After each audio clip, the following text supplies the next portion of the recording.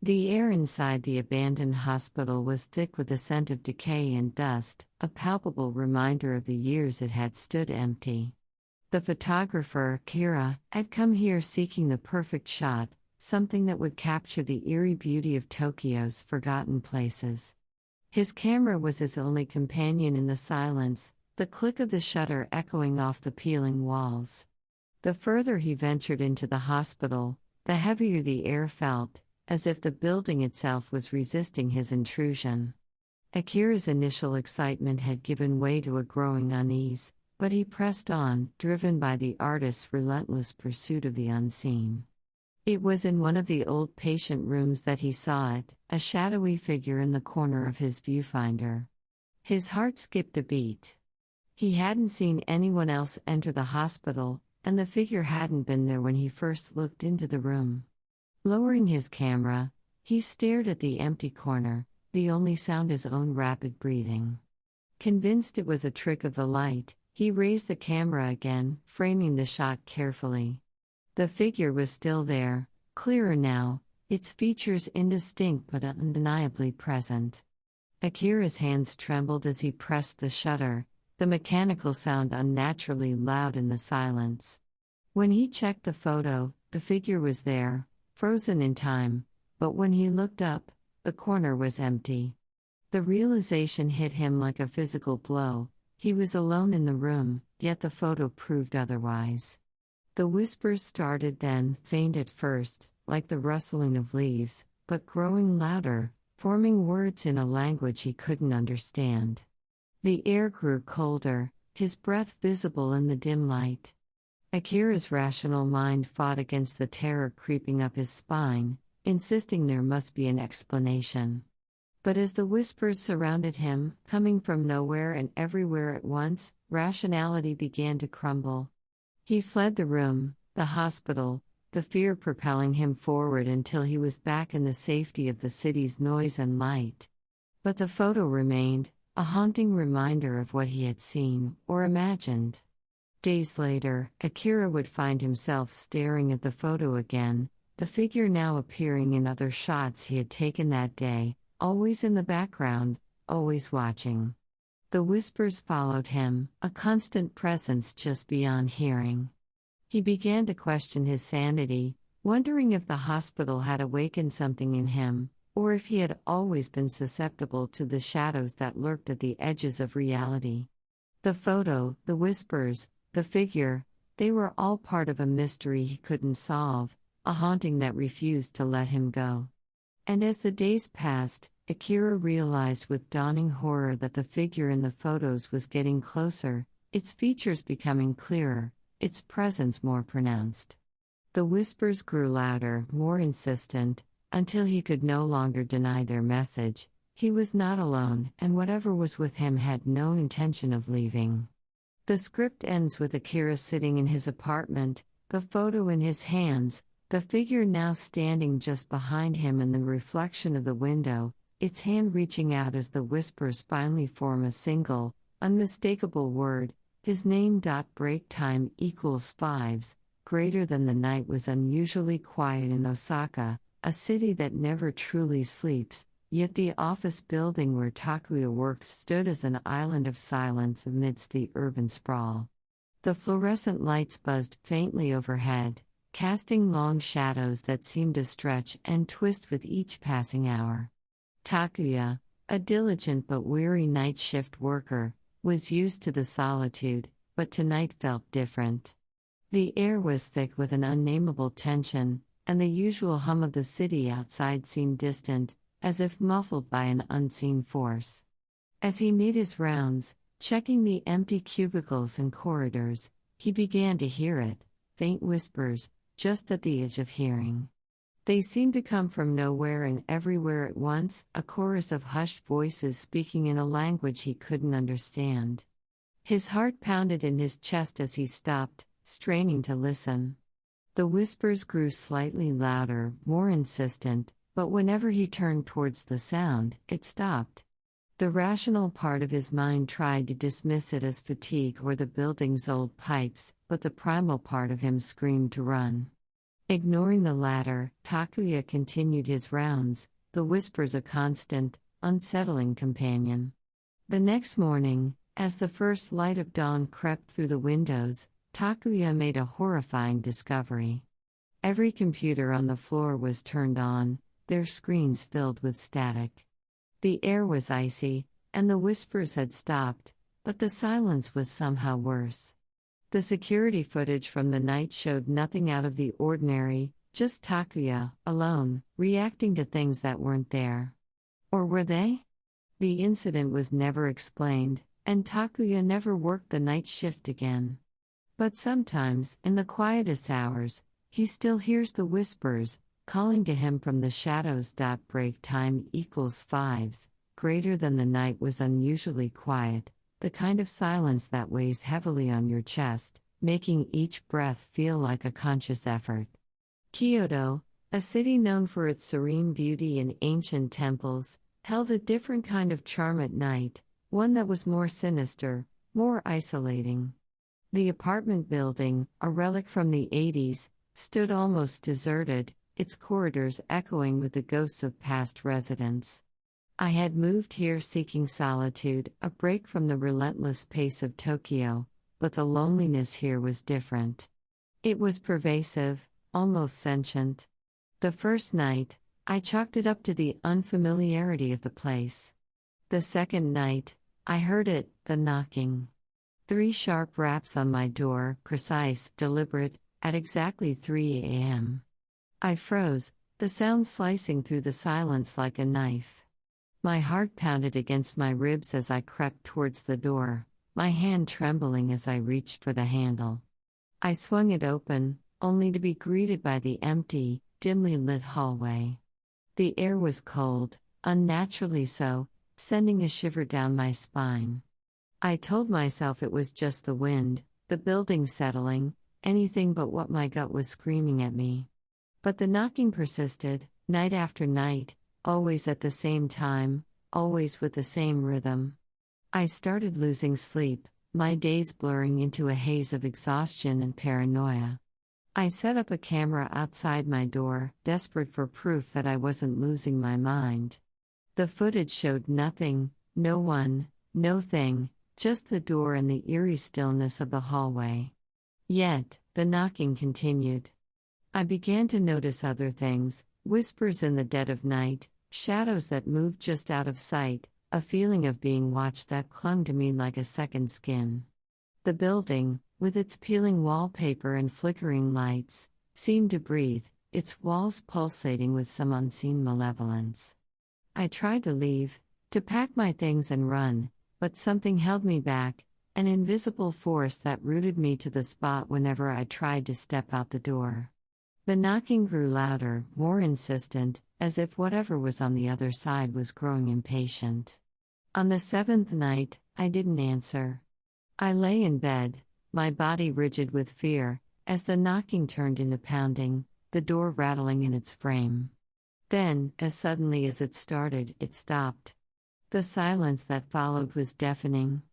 I don't know how long I lay there, too terrified to move, but when I finally mustered the courage to open my eyes, I saw it, a shadow, darker than the night itself, standing at the foot of my bed. It didn't speak, didn't move, but I felt its gaze, heavy and suffocating. I closed my eyes, praying for dawn, for escape, for anything but this. When I opened them again, it was gone. The knocking never returned, but the shadow did, every night, standing in the same spot, watching, waiting. I stopped sleeping altogether, my reflection in the mirror a ghost of who I used to be. The building had claimed me, just as it had claimed the others before me. Now, I wait, not for the knocking, but for the shadow to finally make its move. And when it does, I know I won't be able to scream. Break time equals fives, greater than the air was thick with the scent of damp earth and decaying leaves as I stepped off the beaten path, my boots sinking slightly into the soft ground. The forgotten shrine, hidden deep within the woods near Nagoya, had been my destination for weeks. I'd read about it in an old travel blog, a place shrouded in mystery and local legends. As a solo hiker with a fascination for the unexplained, it was the perfect adventure. The further I ventured, the more the canopy above seemed to close in, casting long shadows that danced at the corners of my vision.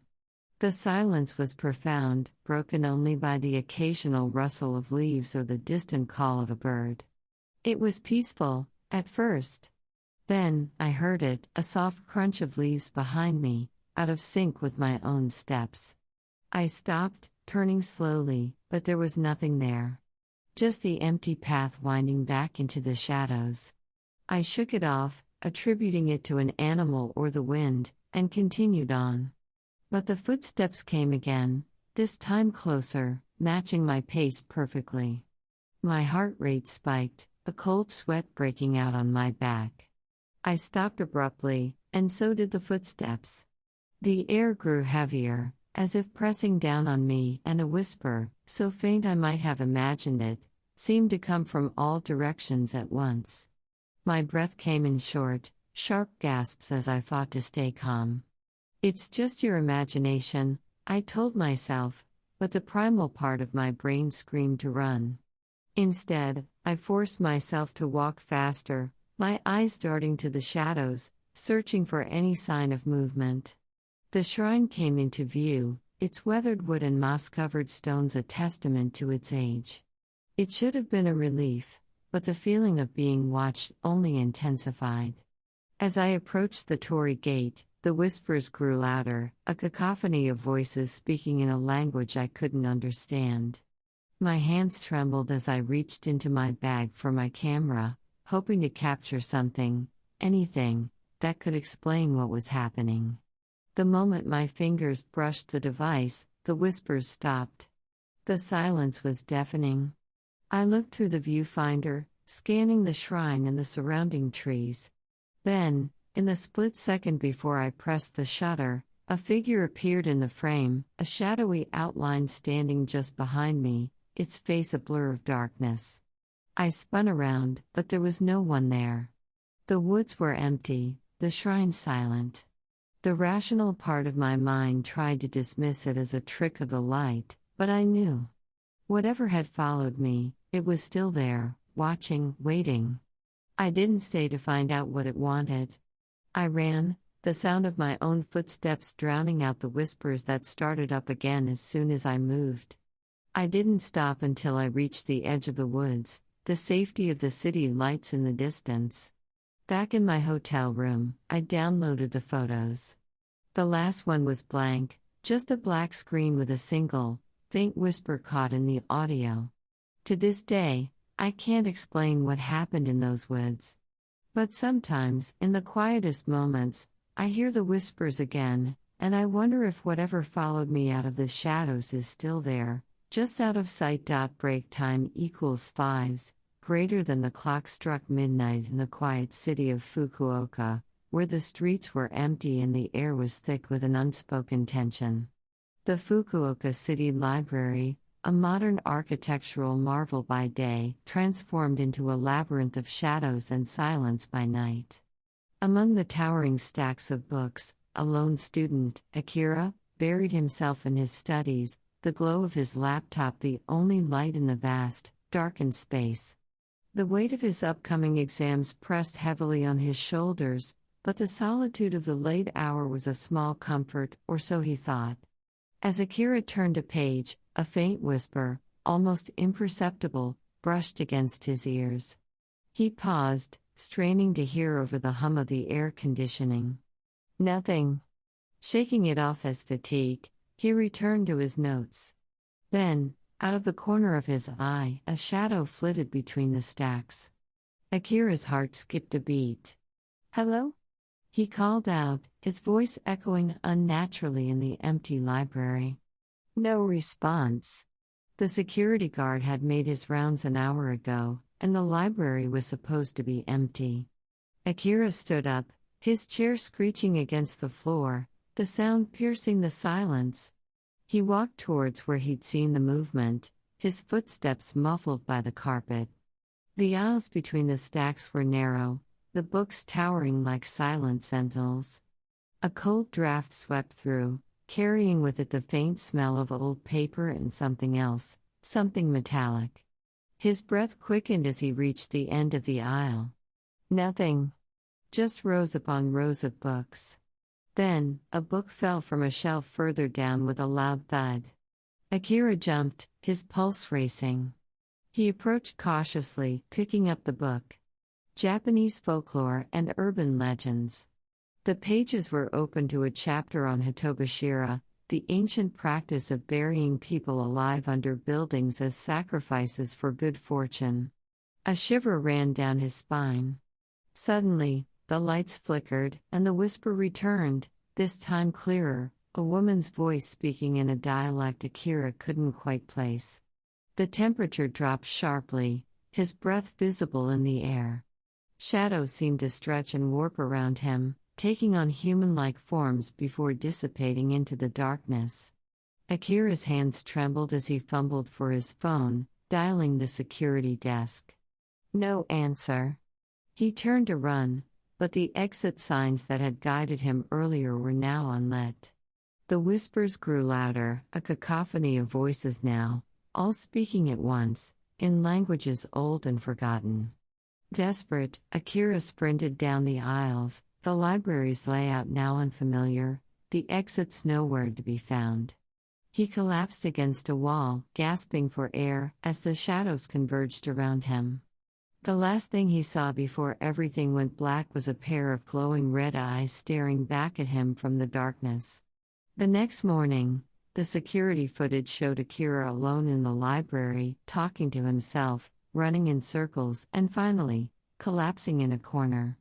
The doctors called it a psychotic episode brought on by stress and sleep deprivation. But Akira knew the truth.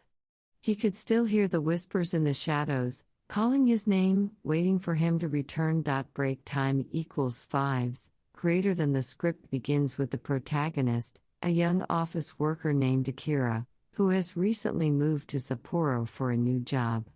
The city's cold, impersonal atmosphere mirrors his own feelings of isolation and disconnection. Every night, after long hours at work, Akira takes the last train home, a routine that has become his only constant in a life that feels increasingly surreal.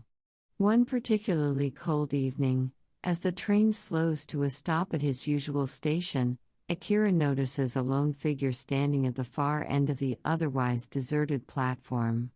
The figure is indistinct, shrouded in the dim light and the steam from the train, but Akira feels an immediate, inexplicable sense of dread. He tells himself it's just another passenger, but when he glances back after boarding the train, the figure hasn't moved. The next night, and the night after that, the figure is there again, always in the same spot, always alone. Akira's curiosity turns to obsession, then fear. He tries to rationalize the sightings, perhaps it's a homeless person, or a station worker on a break, but something about the figure's stillness, its presence, feels wrong.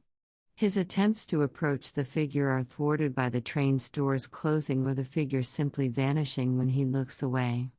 The station staff, when questioned, claim no knowledge of any such person and suggest Akira is overworked, seeing things. The tension escalates as Akira begins to hear whispers in the silence of the station, voices that seem to come from nowhere, speaking in a language he can't understand. The whispers grow louder, more insistent, whenever the figure is near. One night, driven by a mix of fear and desperation, Akira decides to wait on the platform after the last train has left, determined to confront the figure. The station is eerily quiet, the usual sounds of the city muted. Then, the whispers return, louder than ever, and Akira realizes they're coming from the figure, which is now moving toward him for the first time. The climax is a moment of sheer terror as Akira turns to run, only to find the station exits locked, the staff nowhere to be found. The figure is closer now, and Akira can see that its face is featureless, a blank expanse of skin where eyes, nose, and mouth should be. The whispers become a deafening roar, and just as the figure reaches out to touch him, Akira wakes up in his apartment, drenched in sweat. The next evening, Akira avoids the station, taking a different route home. But as he walks past a quiet, narrow alley, he hears the whispers again, and at the far end, barely visible in the shadows, stands the figure, waiting. The script ends with Akira's realization that the figure is not tied to the station, it's tied to him, and no matter where he goes, it will always find him. The screen fades to black as the whispers grow louder, leaving the audience with a sense of unresolved dread and the haunting question of what the figure wants with Akira.